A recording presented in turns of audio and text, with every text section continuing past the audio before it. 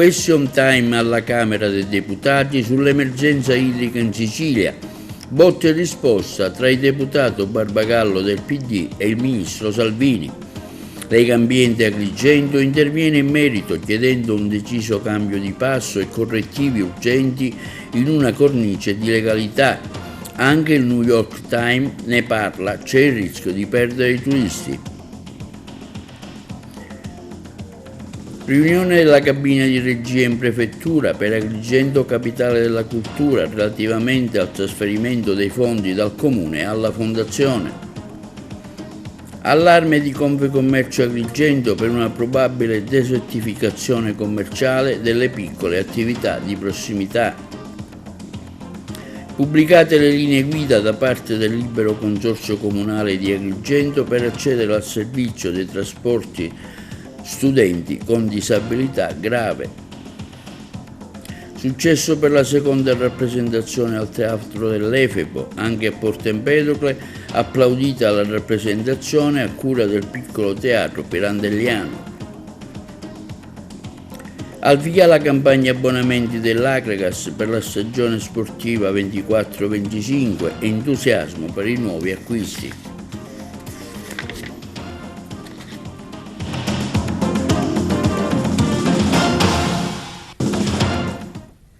Buongiorno, benvenuti con l'appuntamento odierno del nostro telegiornale TV Notizie. Apriamo con l'emergenza idrica, question time alla Camera sul problema della siccità in Sicilia, botta e risposta tra il ministro Salvini e i deputati siciliano, Barbagallo e Provenzano. Sentiamo uno stralcio. Con particolare riguardo all'attuazione del Piano Nazionale di Interventi Infrastrutturali e per la sicurezza del settore idrico. L'onorevole Barbagallo ha facoltà di illustrare l'interrogazione di cui è cofirmatario. Prego, onorevole.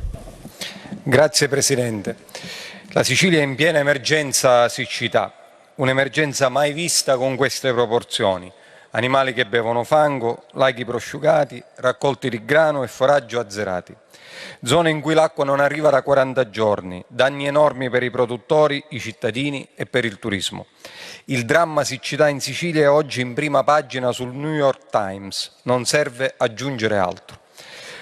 A nostro giudizio c'è una responsabilità evidente nel centrodestra nella situazione di questi mesi. Basta ricordare allora il Presidente Musumeci, Presidente della Regione, presentò 31 progetti e furono bocciati tutti e 31 per l'ammodernamento irriguo. Così come il Commissario straordinario per la siccità ha individuato 27 interventi e fino adesso non è stato finanziato neanche uno. Signor Ministro, da anni sentiamo ripetere sempre la stessa storia. Stiamo insediando la cabina di regia, il tavolo tecnico sarà presto operativo. Servono non parole, ma fatti e soluzioni indifferibili perché la Sicilia e i siciliani non possono più aspettare. Grazie onorevole Barbagallo. Il Ministro delle Infrastrutture e dei Trasporti, Matteo Salvini, ha facoltà di rispondere. Prego, signor Ministro. Grazie, ringrazio anche gli interroganti. Ci sono sia la cabina di regia che il tavolo tecnico che i finanziamenti, finalmente dopo anni di attesa. In particolare la situazione che riguarda la Sicilia rappresenta un'emergenza nazionale per la quale stiamo mettendo in campo ogni azione utile a superare criticità emerse ed evidenti, ahimè, da anni.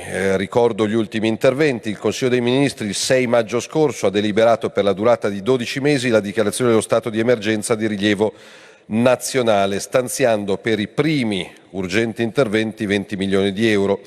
Il successivo 7 giugno è stato approvato il piano degli interventi e delle misure più urgenti redatto dal Presidente della Regione, che prevede 52 interventi infrastrutturali per nuovi pozzi e 86 interventi per la manutenzione e l'acquisizione di autobotti.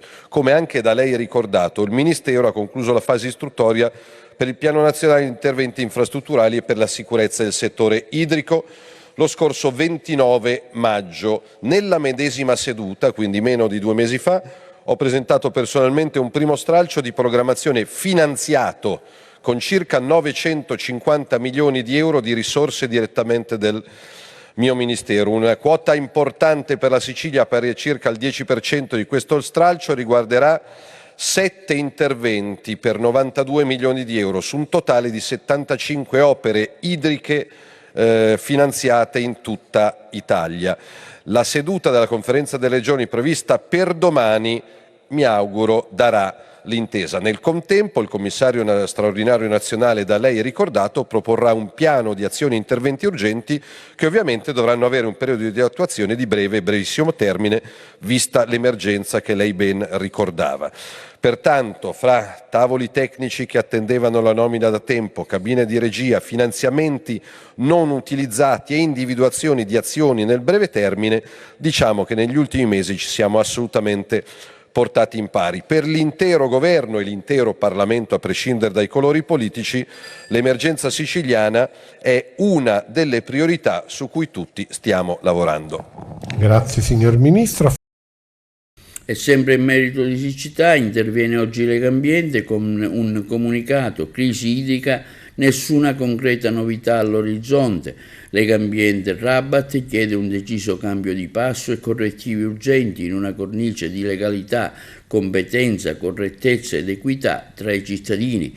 In merito abbiamo intervistato Daniele Gucciardo e Giuseppe Riccobene del Circolo Rabat di Agrigento.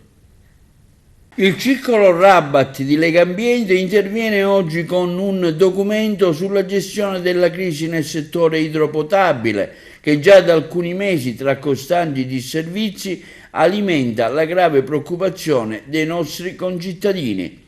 Allora, il nostro è un lungo documento, non è un comunicato stampa, ma abbiamo chiesto scusa in anticipo per la lunghezza, ma la complessità dell'argomento è tale che abbiamo scelto di appunto non sintetizzare, ma di andare nel dettaglio e affrontare punto per punto quali sono le criticità rispetto alla crisi idrica e quindi questo documento per voi giornalisti, ma anche per la cittadinanza, deve essere da stimolo e da punto di partenza per una riflessione, soprattutto per sfatare alcune fake news, diciamo così, ma soprattutto per affrontare il problema della crisi idrica alla radice. Noi stiamo vivendo una crisi senza precedenti nella memoria, la nostra memoria più o meno recente, che non è legata ai fatti essenzialmente della siccità, ma a una cattiva gestione della risorsa idrica, delle infrastrutture, dei finanziamenti che si sono persi, delle opportunità che sono state date per risolvere definitivamente questo problema, che invece ci ritroviamo sempre a dover discutere, a dover lottare. Adesso stiamo arrivando a livelli di esasperazione della popolazione che sono inaccettabili e sono anche pericolosi, perché si tratta proprio di assetare letteralmente le persone. E noi assistiamo anche a una gestione della risorsa idrica che è sperequativa, perché abbiamo alcuni comuni che hanno dei cittadini che usufruiscono della risorsa idrica in maniera sovrabbondante, comuni che non o ambiti che non misurano l'acqua che utilizzano, che la sprecano, non la depurano, e comuni invece che sono privi di risorsa idrica, che devono razionarla, e quindi ci sono una sorta di federalismo idrico, perché abbiamo i comuni dell'entroterra che magari hanno la risorsa idrica e la tengono per loro, e comuni che soffrono la crisi idrica che devono appunto razionarla. È un po' come dire: i comuni costieri vietano la balneazione ai cittadini dell'entroterra. È una cosa che non sta né in cielo né in terra, ed è un principio, diciamo, costituzionale che è stato leso.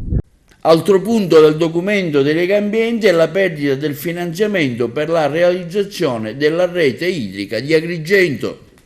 Allora, quello che potrebbe essere visto come una guerra tra i poveri in realtà è il frutto di tanta distrazione, alcune inefficienze e alcune inadempienze di ATI, di AICA, perché è incredibile che ancora oggi non sappiamo chi abbia tra i comuni che non hanno consegnato reti e impianti, chi abbia realmente i requisiti per poterli gestire come prevede un articolo del testo unico, di poterli gestire in maniera autonoma. Ma il documento non dice soltanto questo, il documento è uno stimolo al recupero dell'equità tra i cittadini, perché se una crisi è gestita in modo equo, cioè se tutti abbiamo le stesse quantità d'acqua e soprattutto se tutti le paghiamo allo stesso modo, la crisi probabilmente potrebbe essere gestita meglio anche da un punto di vista psicologico dalla popolazione. tante inadempienze di natura tecnica. Ricordiamo una su tutte per brevità: l'aver perso al 31/12/2023 per gravi errori nel 2022 e nel 2023 il finanziamento per la rete idrica, salvo ora recuperarlo nel 2024 con una procedura di gara che staremo a vedere se darà i frutti che adesso ci vengono promessi. Continua il dramma in Sicilia, tema proposto anche dal New York Times. Dopo aver perso i raccolti per la mancanza di acqua, si teme ora di perdere anche i turisti, il servizio da Trapani. Nel giorno in cui la Sicilia, oramai a secco, finisce, sul New York Times, in un ampio reportage che documenta la complicata situazione dell'isola, il ministro delle infrastrutture e dei trasporti Matteo Salvini annuncia che sono in arrivo 92 milioni di euro per quella che lo stesso ministro durante il question time alla Camera ha definito un'emergenza nazionale, per la quale sono già in campo le azioni utili a superarla. Parole che però non convincono Coldiretti Sicilia, che parla di proclami, mentre il dramma in campagna continua e che lasciano perplessi anche i deputati del PD Anthony Barbagallo e Giuseppe Provenzano, entrambi siciliani ed entrambi coinvolti nel botta e risposta col ministro sul dramma che sta vivendo adesso la regione siciliana. Una situazione mai vista con queste proporzioni: animali che bevono fango, laghi prosciugati, raccolti di grano e foraggio azzerati, zone in cui l'acqua non arriva da 40 giorni, danni enormi per i produttori, i cittadini, per il turismo. C'è una responsabilità evidente nel centrodestra, non servono parole ma fatti e soluzioni indifferibili, perché la Sicilia e i siciliani non possono più aspettare. Il Ministero, ha però replicato Salvini, ha concluso la fase istruttoria per il Piano Nazionale di Interventi Infrastrutturali e per la sicurezza del settore idrico. Lo scorso 29 maggio, nella medesima seduta, ho presentato personalmente un primo stralcio della programmazione, finanziato con circa 900 milioni di euro di risorse direttamente del mio Ministero.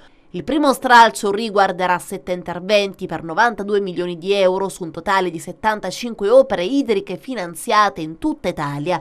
Poi è arrivata anche la controreplica del deputato Giuseppe Provenzano, membro della segreteria nazionale del PD. Ministro, lei l'ha chiamata emergenza, calamità. Non fatelo, perché era tutto previsto. Sono mesi che la crisi idrica è nota alla regione siciliana. La prima interrogazione l'abbiamo fatta a febbraio e il governo non ha risposto. Aspettavate la pioggia? Non è arrivata. Servono risposte, ora e non c'è più tempo. La regione in questi mesi non ha fatto nulla. Ora il tema è mettere in sicurezza intere comunità. E mentre una comunità ha sete, qualcuno forse sta ridendo e sta facendo affari. C'è una speculazione, dice ancora Provenzano, senza regole sui pozzi privati e le autobotti private, per non parlare di quelli abusivi. Le risorse stanziate non bastano e non c'è tempo. Se la protezione civile siciliana non ce la fa, intervenga la protezione civile nazionale, perché si stanno calpestando i diritti fondamentali e la dignità di intere comunità. L'intervento di Salvini non convince però neppure Coldiretti Sicilia. Benvenuti nella fabbrica delle illusioni, in cui si annunciano lavori che neanche i progettisti sanno quando saranno ultimati, mentre le piante muoiono e il dramma in campagna continua, dicono. Ogni giorno assistiamo a proclami di milioni e milioni di euro, progetti da avviare e altri da concludere, con il risultato che c'è un inizio ma non c'è la fine. Non si trovano più neanche serbatoi per convogliare quel minimo di acqua che arriva. L'ennesima beffa che i siciliani stanno vivendo. Tutt'altro avviso Marianna Caronia, capogruppo della Lega all'Ars. L'aiuto che sta arrivando alla Sicilia dal governo nazionale e dal MIT guidato da Matteo Salvini, sostiene, sarà fondamentale per superare l'emergenza idrica che vive la Sicilia in questo momento. Auspichiamo, dice ancora, una rapida presa d'atto da parte della Conferenza delle Regioni sull'intero plafond di circa 1 miliardo di euro previsto per vari interventi in tutte le regioni italiane. Si è svolta in prefettura la prima riunione della cabina di regia istituita su impulso del Comune di Agrigento in vista della manifestazione Agrigento Capitale della Cultura 2025 sul trasferimento dei fondi da parte del Comune di Agrigento alla stessa fondazione. Il servizio. Presso la prefettura di Agrigento si è svolta la prima riunione della cabina di regia istituita su impulso del Comune di Agrigento in vista della manifestazione Agrigento Capitale della Cultura 2025. Al primo incontro di coordinamento e confronto sulla tematica in oggetto hanno partecipato alla presenza del Filippo Romano, del vice capo di gabinetto Magnano, del consigliere di prefettura Sardo, il sindaco del comune di Agrigento Miccichè, i dirigenti Mantione, avvocato Insalaco, Avenia, del comune di Agrigento, il presidente della Fondazione Agrigento 2025, dottor Minio, il dottor Albergoni, curatore del dossier e direttore generale della Fondazione Agrigento 2025, e alcuni membri del consiglio di amministrazione della su indicata fondazione. Lo scopo dell'attivazione della cabina di regia è di implementare le attività di coordinamento tra gli enti, le istituzioni coinvolte a vario titolo nella pianificazione ed organizzazione delle attività connesse con l'evento in parola. Nel corso di quest'ultimo primo incontro sono state anche definite le modalità, le tempistiche di trasferimento dal Comune di Agrigento alla citata fondazione delle somme necessarie alla stessa per poter avviare la sua attività e realizzare la mission istituzionale già stabilite nella convenzione siglata tra i due enti. In questa sede il prefetto ha tenuto tra l'altro a sottolineare l'importanza del rapporto di collaborazione tra le parti interessate in un'ottica di fluidificazione e del percorso che accompagnerà Agrigento all'importante iniziativa patrocinata dal Ministero della Cultura. E sempre in prefettura di Agrigento è stato sottoscritto un protocollo operativo tra la stessa prefettura e la direzione provinciale dell'INPS in materia di sostegno alle realtà economiche maggiormente in difficoltà. L'iniziativa, fortemente voluta dal prefetto Filippo Romano e dal direttore dell'INPS Fabio Segreto, sotto il coordinamento del consigliere della prefettura Sardo, si propone l'ambizioso obiettivo di creare una best practice che vede due uffici impegnati in un continuo confronto a fornire concrete risposte mitigatorie a eventuali situazioni di sofferenza aziendale. L'idea nasce anche e non solo a seguito dei riverberi economici che soprattutto nel comparto agricolo si stanno riscontrando a causa della severa emergenza idrica che sta interessando quest'ambito provinciale. Operativamente l'INPS sarà chiamata a far parte ogni qualvolta la prefettura dovesse ritenerlo necessario dei diversi tavoli che prenderanno vita sul tema in parola. Desertificazione commerciale delle piccole attività di prossimità, lancia l'allarme Confcommercio, ce ne parla la collega Margherita Trupiano.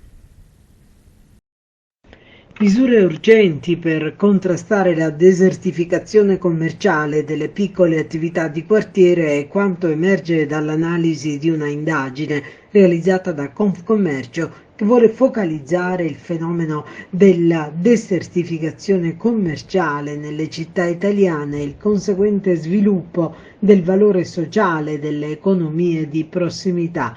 Gli italiani infatti dichiarano di voler vivere nei quartieri dove ci siano più negozi di prossimità perché questi rafforzano le comunità, fanno sentire più sicure le persone e fanno crescere il valore delle abitazioni.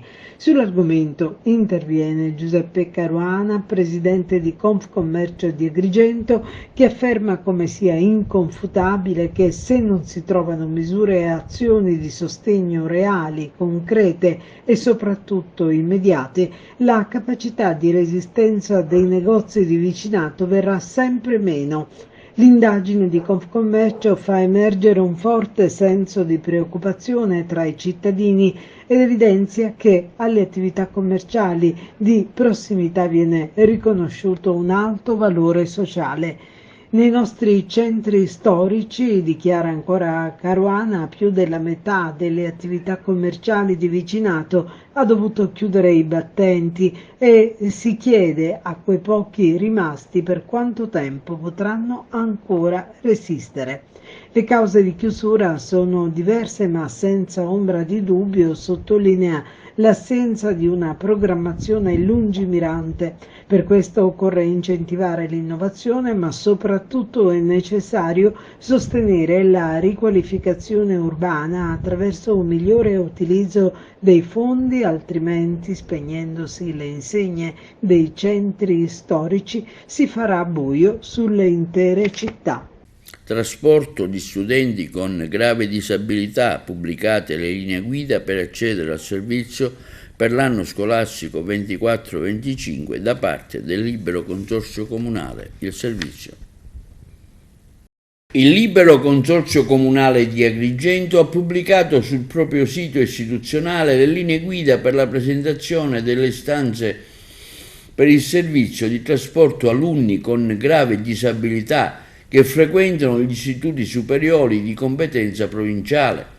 Il servizio di trasporto potrà essere effettuato attraverso 3 modalità. La prima ne prevede lo svolgimento da parte del comune di residenza dell'alunno con utilizzo di mezzi e personale messi a disposizione dallo stesso comune, previa sottoscrizione di apposito accordo con il Libero Consorzio Comunale di Agrigento.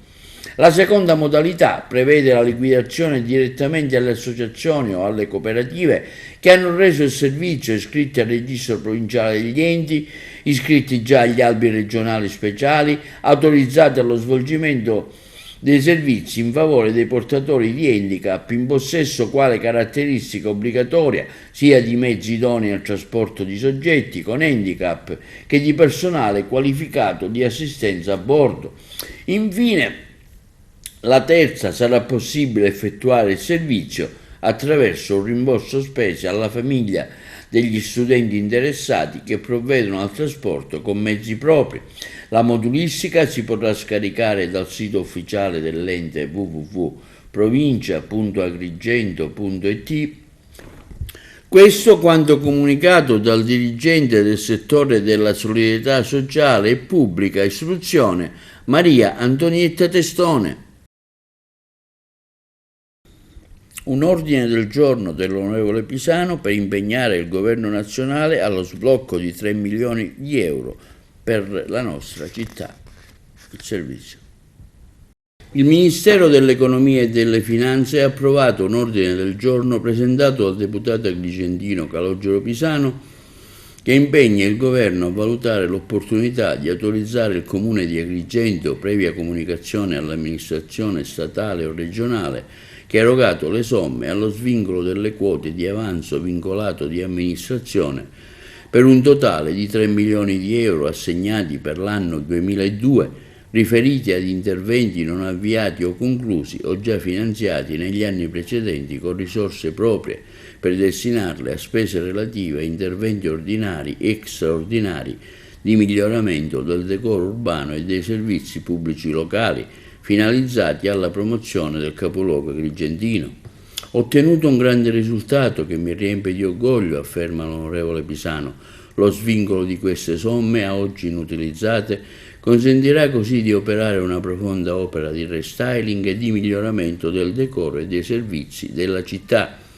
Ancora una volta il governo Meloni ha dimostrato una grande attenzione e sensibilità nei confronti della città di Agrigento, così conclude l'onorevole Calogero Pisano. Lo scorso 28 maggio una tartaruga caretta ha deposto le sue uova presso il lido Caeso di Realmonte. Mare Amico, in collaborazione con il personale della riserva di Torre Salsa gestita dal WWF, in questo periodo ha custodito e monitorato il sito di ovodeposizione. Ora, nell'imminenza della schiusa, Mare Amico ha provveduto a far montare una telecamera web che permetterà a tutti di seguire l'ultima parte della schiusa delle uova e l'arrivo in mare delle tartarughine. Questo evento si potrà seguire collegandosi al sito di Mare Amico con le relative indicazioni.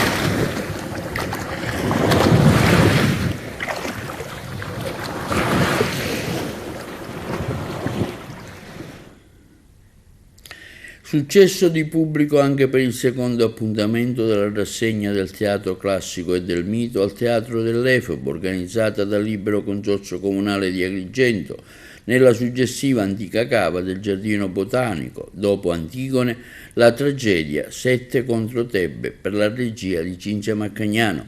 Il prossimo appuntamento è per sabato 27 luglio alle ore 21 con il rapimento di Proserpina messo in scena dall'Associazione Culturale Caos. Noi ieri sera abbiamo seguito l'evento, le interviste. Dottore Contino, secondo appuntamento del Teatro dell'Efebo della rassegna del Teatro Classico e del Mito con Sette contro Tebbe, con la regia della famosa Cinzia Maccagnano. Sì, è la seconda tragedia che rappresentiamo, fa parte delle 2 tragedie nel cartellone del Teatro Classico, dopo verranno gli spettacoli del Mito. È una tragedia molto interessante perché è sulla stessa linea dell'Antigone, i personaggi sono nello stesso spazio di Tebbe e quindi molto intrigante, molto interessante, sempre nel rapporto del potere pubblico e privato, della vita e della morte, che è tipico delle tragedie greche. Speriamo di poter riempire il teatro quanto più possibile e poter così proseguire per il successo di questa iniziativa. La prima edizione è andata bene, diciamo che si spera ora nelle seconde, in un'offerta che farete ancora più completa. Sì, abbiamo avuto questi del Teatro Classico a cui teniamo molto perché è un prodotto che vogliamo poi proporre ai turisti e quindi cercare di creare delle situazioni che consentono anche una programmazione, così come avviene in altre destinazioni turistiche, al fine di incrementare la permanenza media. Ma devo dire che nel cartellone generale della stagione abbiamo già degli spettacoli sold out e valutiamo già di fare delle repliche prossimamente. Il prossimo impegno? Il prossimo impegno abbiamo sabato sera il rapimento di Proserpina, contiamo che il teatro sia sempre pieno e diciamo anche questa è una produzione interessante perché è una coproduzione del Teatro dell'Efebo. Un agrigentino che fa lo scenografo in questa manifestazione, ma abbiamo visto anche con l'Antigone, una bella esperienza, ecco, raccontaci qualcosa.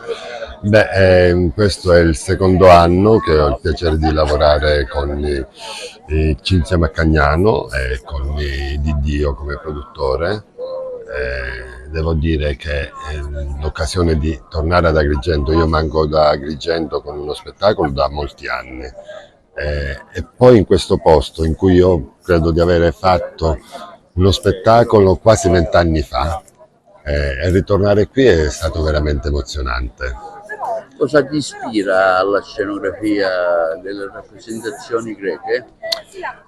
Io in genere nel mio lavoro sono per l'essenziale, sono uno di quei pochi che ama togliere più che mettere, quindi mi piace la linea pulita, le cose semplici, infatti le mie scenografie sono più che altro delle piccole installazioni quasi scultoree, molto surreali, minime, che danno solo spazio a quello che è il testo. Simone, ecco, tu hai la parte del protagonista Sì. in questa rappresentazione teatrale di questa sera? Sì, sono Eteucle e questa tragedia Sette contro Tebe, possiamo parlare di una tragedia familiare, di una volontà di non lasciare mai il proprio posto, la propria città, la propria vita. E questo è uno scontro tra fratelli che hanno purtroppo su di loro una maledizione incredibile, che è la maledizione del padre che le perseguita, e questa maledizione farà sì che il fuoco tra di loro si accenderà talmente tanto che non riusciranno a trovare un punto di incontro, ma soltanto un punto di scontro, soltanto per piantare il proprio seme appunto nella città. E Sette contro Tebe è la difesa di quell'onore che però verrà strappato da 2 anime che non riescono più a parlarsi.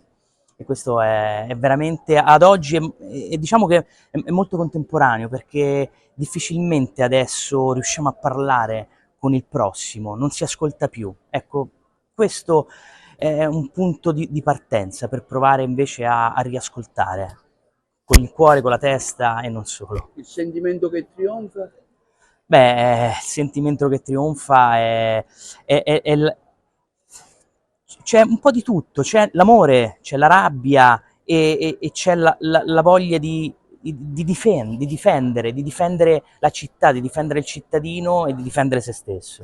Una valutazione su questo ambiente? Beh, questo ambiente è meraviglioso, veramente oggi lo guardavo al sole e già c'ha un'energia, c'ha una storia, gli odori, come si è modellato con il tempo, il vento ha modellato questa roccia che è fantastica, e questo ti fa capire come è così, tra virgolette, fragile, malleabile, ma resistente negli anni. Secondo me qui Agrigento ha fatto un lavoro incredibile e ha donato alla città, ha donato alla cultura un posto che deve vivere negli anni come ha vissuto prima. Questo è importantissimo.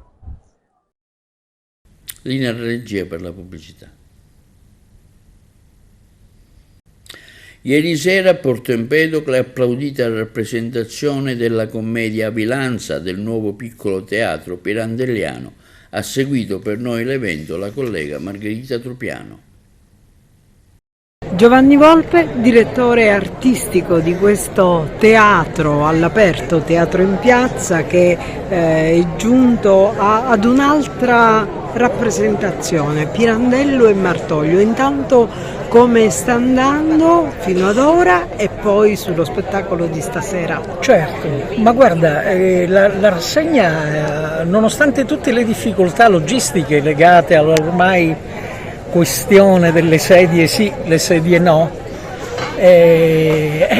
purtroppo dobbiamo accontentarci di quello che abbiamo, ma ripeto, nonostante questo riusciamo a portare diverse persone a teatro, anche persone che in genere non andrebbero, e abbiamo iniziato molto bene. Stasera mi sento un po' in casa, perché stasera ci sono gli amici, stasera ci sono persone con le quali ho individuato, ho condiviso esperienze nel passato, con cui spero di condividere anche nel futuro, quindi ci legano sentimenti non solo di stima, che sono alla base di questo tipo di rapporto teatrale, ma anche di affetto. Penso a Rosa Maria Montalbano, penso a Paolo Di Noto, ma penso anche a Ilaria, a Camillo. Camillo è una persona che stimo tantissimo, quindi ecco, io credo che questo sia quella forma di teatro che dà tanta dignità a chi lo pratica e a chi vi assiste, e che dà molta dignità a questa terra, perché se noi oggi facciamo teatro in tutta questa provincia, soprattutto la mia generazione deve molto a quelle indimenticabili settimane al caos. Questa sera a Porto Empedocle questo connubio, questa scritta a quattro mani tra Pirandello e Martoglio. Come mai avete scelto questa tra un ventaglio variegato sicuramente di proposte? Sì, la scelta è caduta perché volevo fare incontrare questi due autori che sono poco rappresentati insieme per quanto riguarda la drammaturgia siciliana, diciamo.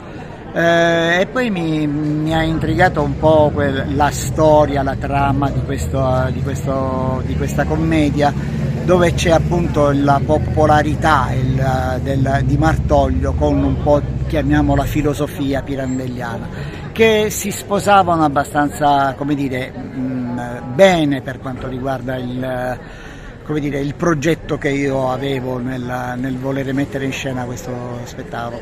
Si parla di gelosia, si parla di amori traditi, e si parla anche, cioè ho voluto aggiungere anche una piccola rivalsa nei riguardi della donna, che solitamente è considerata la donna fretigrafa, che tradisce, che va sempre condannata, mentre invece io ho voluto alla fine riscattare questa donna che nonostante abbia tradito, però l'ha fatto per passione, per amore, chiamiamolo così, e quindi diciamo che non mi sono sentito di condannare una scelta femminile di questo genere, che ho ritenuto che a ognuno poi opera come secondo coscienza. In fondo, seppur una Sicilia tradizionale, con la sua rivisitazione comunque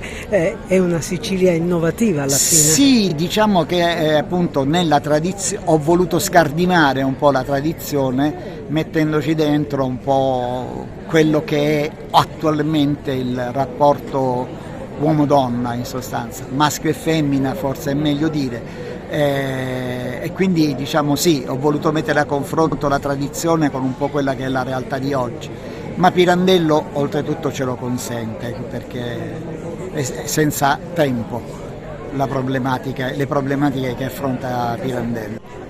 Caterina Montalbano, questo è un modo per fare un po' rinascere quell'idea di piccolo teatro pirandelliano.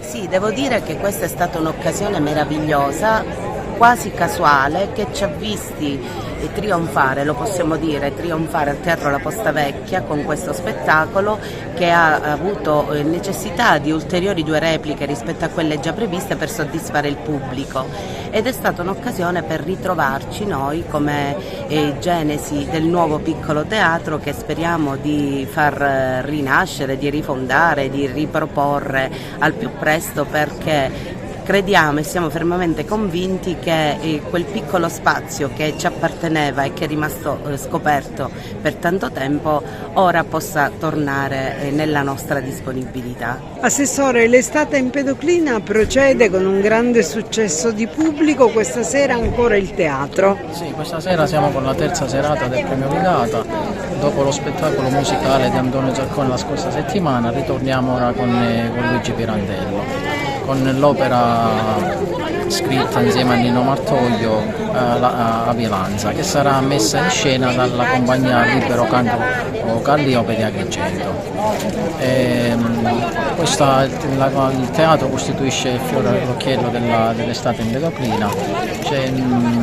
Ringraziamo tutte le compagnie che partecipano a questa rassegna e ringrazio sempre gli organizzatori Giovanni Volpe e Mario Silvano. Passiamo ora alla cronaca. Per la strage di Altavilla, la Procura di Palermo chiede la perizia psichiatrica per Giovanni Barreca, il servizio da Trapani.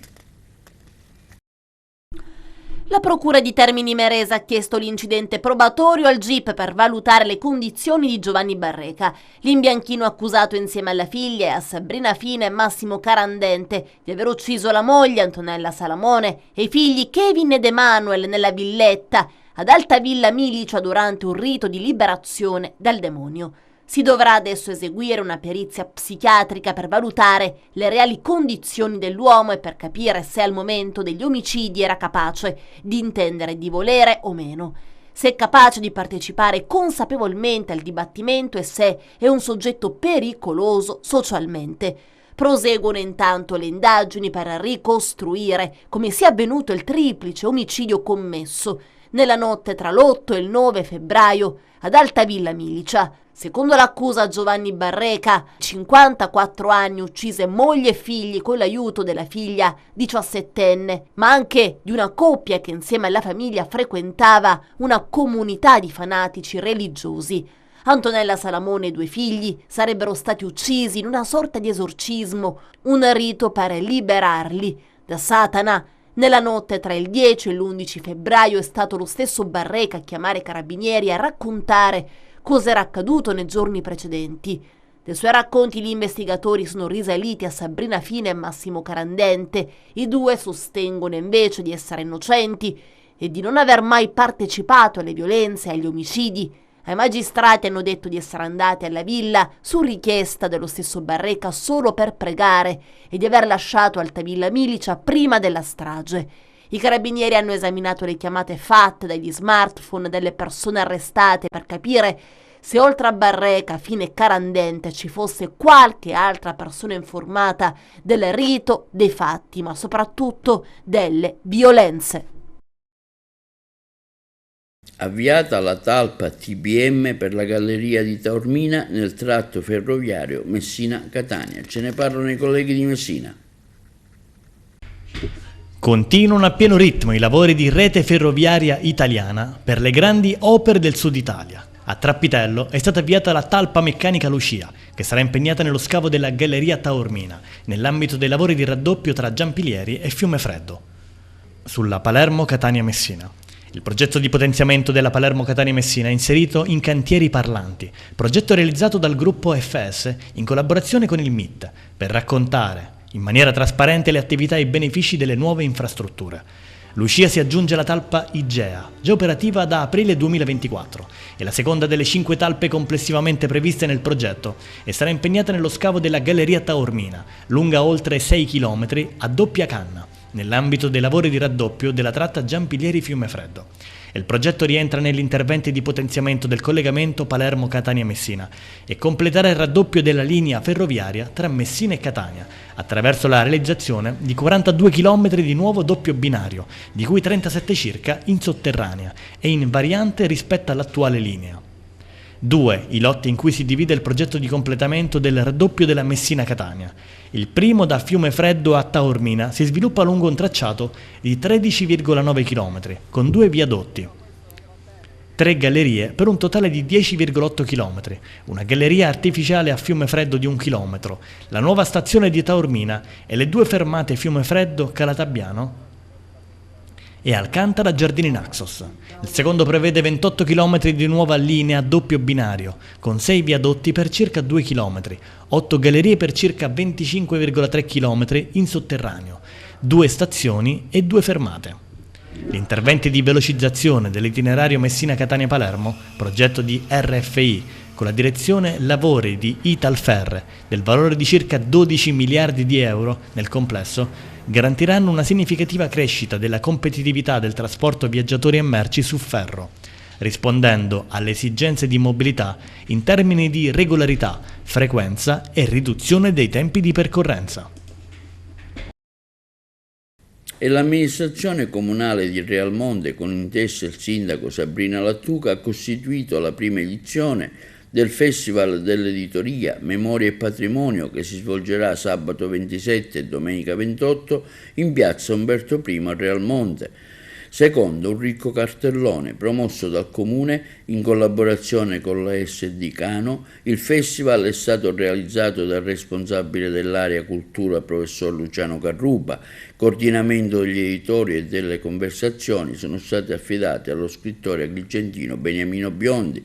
Sarà uno dei giorni di esposizione con gli stand degli editori presenti al tramonto dalle 19.30 alle 21.30 di entrambe le giornate. Le conversazioni di autore con alcuni scrittori pubblicati dalle stesse case editrici presenti alla fiera. A Messina, sul ponte sullo Stretto, la Commissione invita gli esproprianti in aula. Sentiamo Pippo Triscritta, presidente della Commissione Ponte di Messina. Presidente, gli esproprianti per il cantiere del ponte sullo Stretto saranno invitati in commissione. Qual è lo scopo di queste riunioni? Vogliamo sentire tutti coloro che avranno voglia di esporre le proprie ragioni, sia chi è contrario perché è contrario all'opera, sia chi ha i disagi chi subirà i disagi relativi all'esproprio. Di fatto c'è la legge anche che regola gli espropri, quindi qual è il valore aggiunto di questa riunione, di questo invito? Perché una cosa è la legge, una cosa sono le questioni pratiche. Noi vogliamo sentirli, vedere tutti i disagi che hanno, anche perché c'è un aspetto economico molto importante su cui ci è stato garantito dalla società dello Stretto che nessuno subirà danni e saranno ristorati pienamente. Chi vuole partecipare e essere ascoltato cosa deve fare?